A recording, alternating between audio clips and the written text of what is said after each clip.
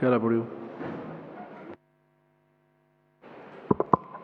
Zoti prokuror i përgjithshëm, deklarata juaj në maj të 2022 në Komisionin e Ligjeve, në fakt, ishte sikur shteti hiqte dorë.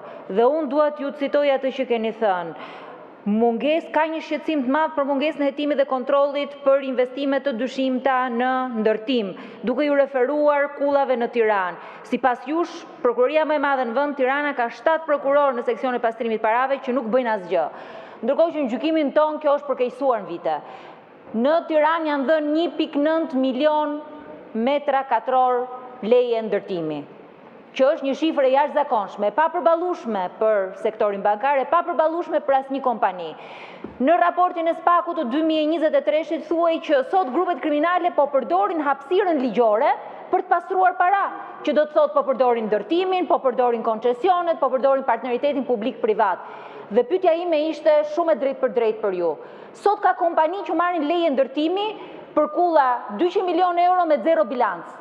A ka ndonjë hapësirë ligjore që ne mund ndryshojmë? Çfarë mund të bëhet për të stopuar, për të ndaluar këtë që po ndodh me ndërtimin në qytetin e Tiranës, por edhe më gjerë? Sepse që të ngrem duar dhe të themi është e pamundur, për mua nuk është përgjigje mjaftueshme. Sot pastrimi i parave, korrupsioni, krimi organizuar, që kanë krijuar një qark të mbyllur, kanë ulur vlerën e euros me 30%. Dhe kjo është një këmban alarmi për ekonominë shqiptare. Prandaj pyetja që kisha ishte me të vërtetë edhe në sensin pozitiv. Çfarë mund të bëjmë? A mund të propozojmë ligje të cilët mund të ndalojnë kompanitë që nuk kanë eksperiencë ndërtim, që kanë kapital zero që të marrin leje ndërtimi?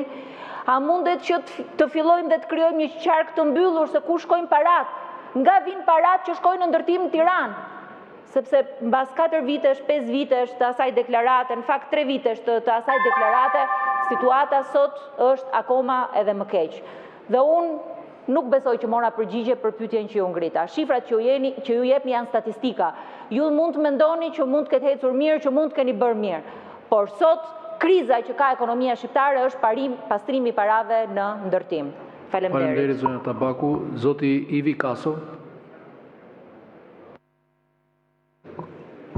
Faleminderit zoti kryesues së seancës.